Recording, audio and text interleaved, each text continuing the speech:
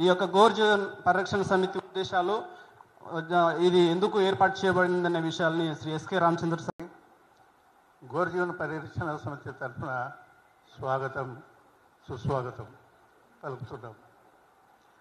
అలాగే ఈ కార్యక్రమానికి ముఖ్య అతిథిగా విచ్చేసినటువంటి బంజారా లెజెండ్ శ్రీ డిటి నాయక్ గారికి, బంజారా యూత్ షోరూం జీవన్ లాల్ లావుడియా గారికి, మిగతా పెద్దలకు స్వాగతం.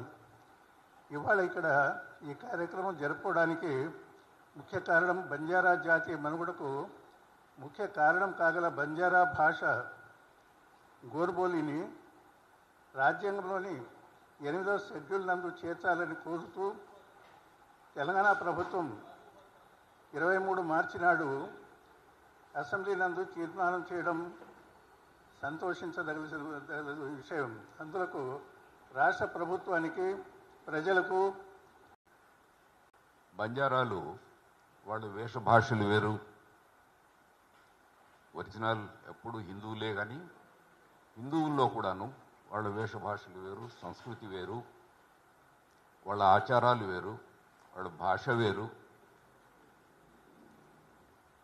వాళ్ళ ఇవన్నీ కాపాడుకోవటానికని బంజారాలు సపరేట్ ఊరిలో బయట ఉంటారు.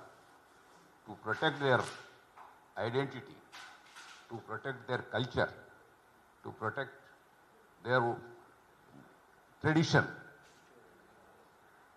ఆ విధంగా ఉండి వాళ్ళ సెల్ఫ్ ప్రొటెక్షన్కు ఉండిపోయి కొన్ని చోట్ల మెయిన్ స్ట్రీమ్ డెవలప్మెంట్కు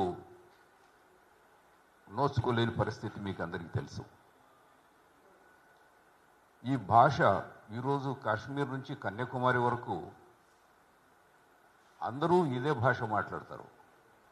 ఢిల్లీ నుంచి ఎవరైనా వస్తే నేను మా భాష సంబంధించినటువంటి జాతి గౌరవం, 12 కోట్ల బంజారాలు ఉన్నటువంటి జాతికి, ఆ జాతికి గౌరవం ఇస్తూ వీళ్ళ భాష అయినటువంటి గోర్బోలి ఆబ్లిగ్ బంజారా ఆబ్లిగ్ సుబ్గాలి ఆబ్లిగ్ సిక్లికర్ ఆబ్లిగ్ బంజారా భాషని ఎన్ని విధాలుగా ఏ పేరుతో పిలిచినా మాట్లాడేది ఒకే భాష. ఇక్కడ మళ్ళీ మీకందరికీ సుపరిచితమైన లంబాడి అనే భాష, కర్ణాటకలో లమాణి అనే భాష, ఇవన్నీ కూడా ఒకటే భాష.